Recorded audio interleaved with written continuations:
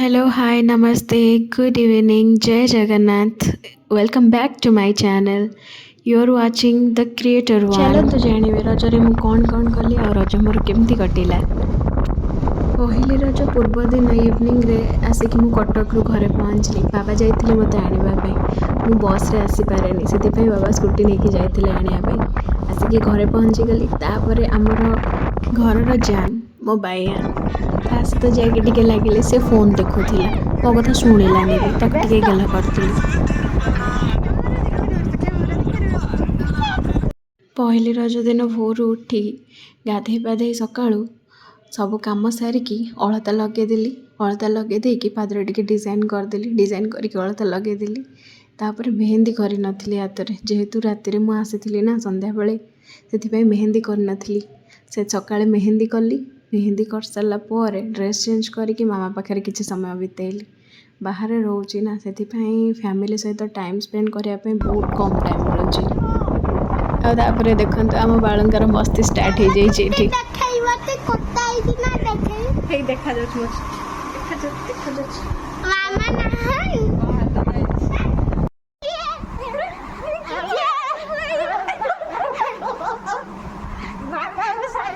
ଏଇଠି ଆଣ୍ଟି ଚୁଟି କଲର୍ କରୁଛି। ଥାର୍ଡ଼ ରଜ ଦିନ ଆମର ବୁଲିବାକୁ ଯିବା ପ୍ଲାନିଂ ହେଇଛି ନା।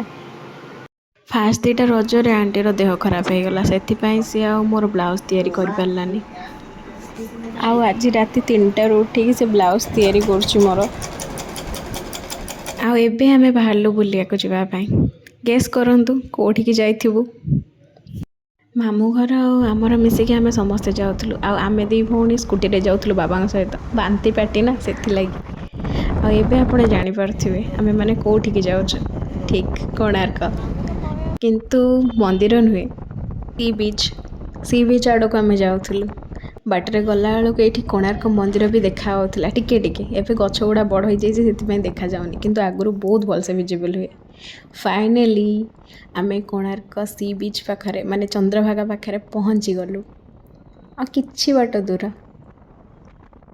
ଆମର ହୋଲ୍ ଫ୍ୟାମିଲି ପ୍ରତିବର୍ଷ ଆମେ ଚନ୍ଦ୍ରଭାଗାରେ ଫିଷ୍ଟ କରୁ ଶୀତ ଦିନେ। କିନ୍ତୁ ଏଇଠି ଚନ୍ଦ୍ରଭାଗାରେ ବହୁତ ଭିଡ଼ ଥାଏ, ତ ଆଗକୁ ଯାଇକି ଗୋଟେ ପ୍ଲେସ୍ ଅଛି, ସେଇଠି ଆମେ ସବୁବେଳେ ଫିଷ୍ଟ କରୁ। ତ ଆମେ ଚାଲିଲୁ ସେଇଠିକି। ଏଠି ଆମେ କେବେ ବି ରହୁନା।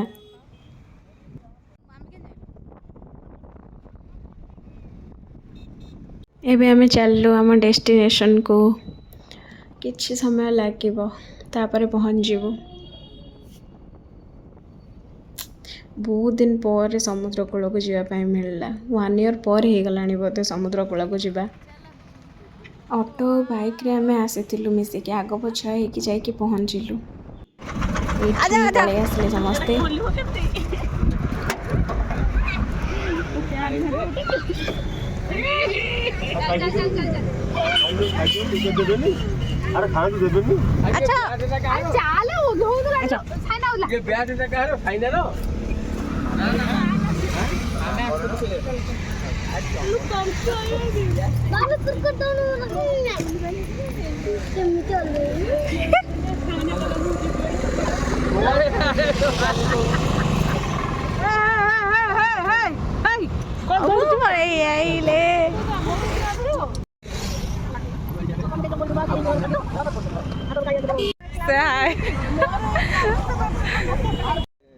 ସି ବିଚ୍ରେ ପହଞ୍ଚିକି ଆଗ ଟିକେ ପେଟ ପୂଜା କରିଦେଲୁ।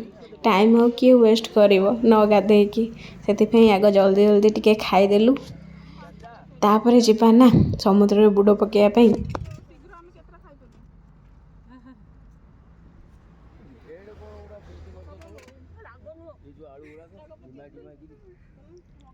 ଦହିବରା ବାଲା ଭାଇ ଏଠି ପୁରା କଟକ ଷ୍ଟାଇଲ୍ ଦହିବରା ବନେଇକି ଦେଉଛନ୍ତି।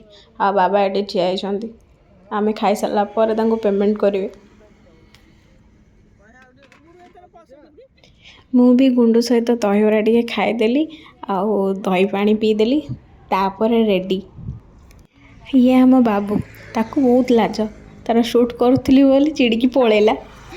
ସେଇଥିପାଇଁ ଲୁଚି ଲୁଚି ଏଠି ଦହିବରା ଖାଉଛି, ମୁଁ ତାର ସୁଟ୍ କରୁଥିଲି ଭିଡ଼ିଓ। ଓକେ ଦେନ୍, ଖାଇବା ପିଇବା ସବୁ ସରିଗଲା। ଏବେ ଚାଲନ୍ତୁ ଯିବା sea beach. One of my favourite place. କାହିଁକି କେଜାଣି ମୋତେ ସମୁଦ୍ର ବହୁତ ଭଲ ଲାଗେ। ଓକେ ଦେନ୍, ଚାଲ ମସ୍ତି ଷ୍ଟାର୍ଟ କରିବା। ଆଉ ଡେରି କାହିଁକି କରିବା।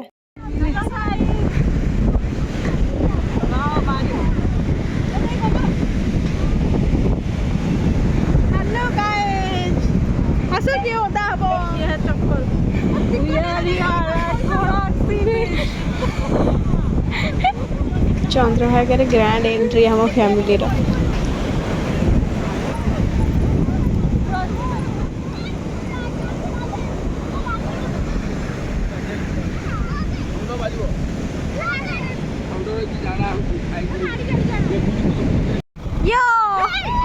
ପହଞ୍ଚିଲା ପରେ ଆମର ଫ୍ୟାମିଲି ମସ୍ତି ପୁରା ଷ୍ଟାର୍ଟ ହେଇଗଲା।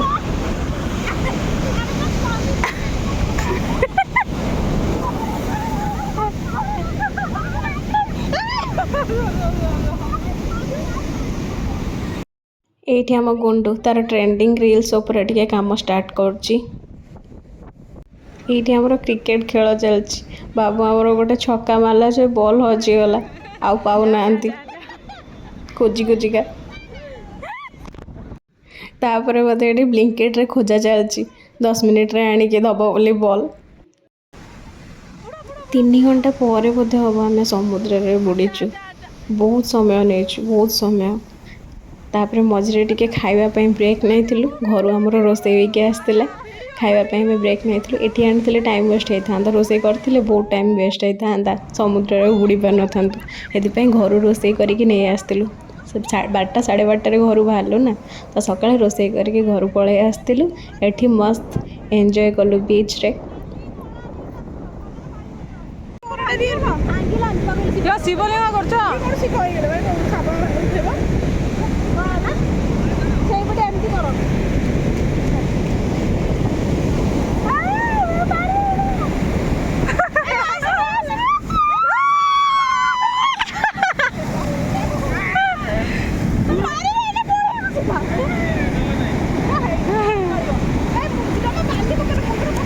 ରାମ ଲେଖିଦେ ଆଉ ଆସିବନି। ରାମ ସତେ ଟ୍ରାଏ କଲେ ହବ ନା।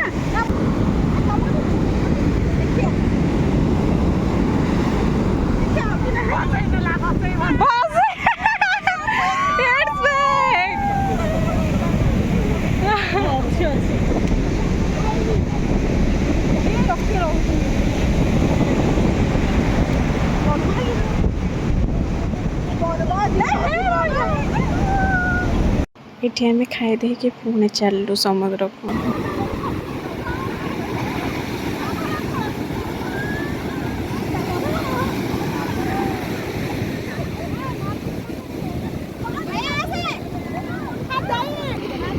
छोटू डॉन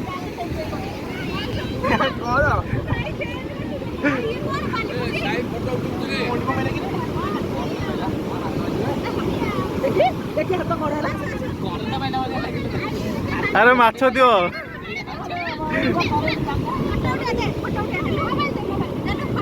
मोबाइल पकई दो पानी रे देखी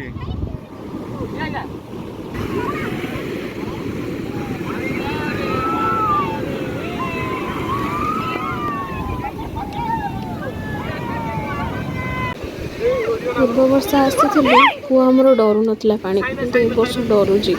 ଜମା ପାଣିକୁ ଗଲାନି, ସେଥିପାଇଁ ତାକୁ ଏଠି ଧରିକି ବାବୁ ବସିଛି ଆଉ ତାକୁ ଖେଳଉଛି କମ୍ଫର୍ଟେବଲ୍ କରିବା ପାଇଁ।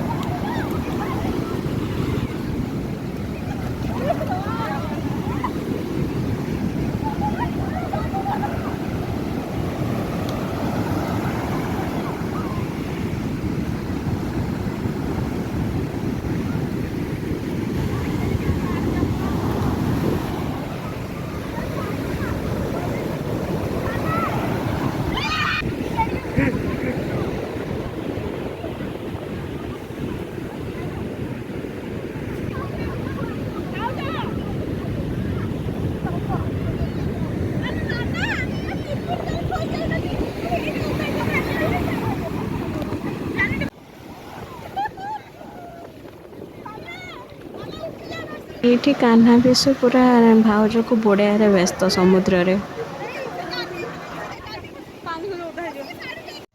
ସମୁଦ୍ରରୁ ପଳେଇ ଆସିଲୁ କିନ୍ତୁ ଆସିବା ପାଇଁ ଜମା ଇଚ୍ଛା ନଥିଲା। ବାବା ପାଟି କଲେ ନା, ରାମଚଣ୍ଡୀ ଯିବାର ଥିଲା ବି। ଆଉ ଏଠି ଆମେ 3 ଜଣ ଚାଲିଲୁ ସ୍କୁଟିରେ।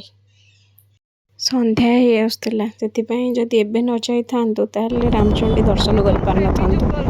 ସେଥିପାଇଁ ବାହାରି ଆସିଲୁ।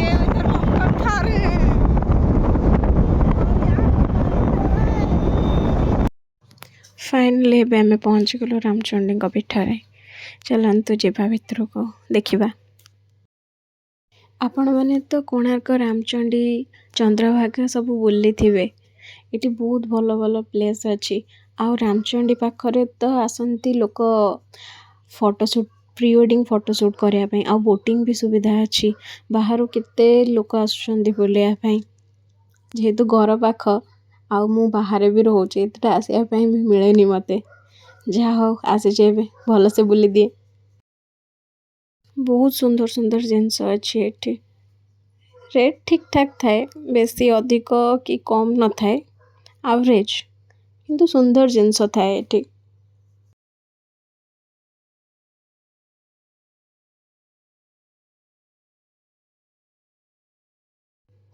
ଚାଲନ୍ତୁ ଯିବା ଏବେ ମାଙ୍କ ମନ୍ଦିର ପରିସର ଭିତରେ ଦେଖିବା। କିଛି ବାଟ ମୁଁ ଯାଇପାରିବି ଦେଖିବା ପାଇଁ, କିନ୍ତୁ ମନ୍ଦିର ଭିତରକୁ ଯାଇପାରିବିନି କାହିଁକିନା ଫୋନ୍ ଆଲାଉ ନାହିଁ ତା ଭିତରେ।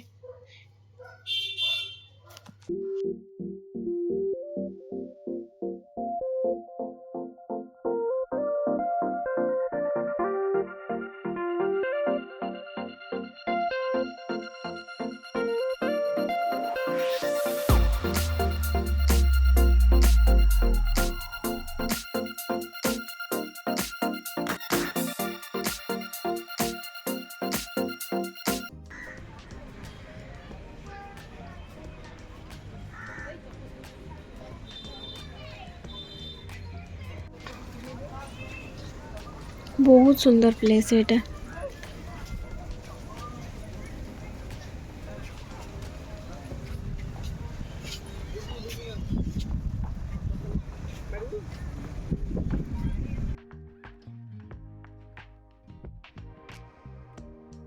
ଏଠି ଆମେ ସବୁ ଏପଟ ସେପଟ ହେଇକି ବୁଲୁଛୁ, ପ୍ଲେସ୍ର ମଜା ନେଉଛୁ।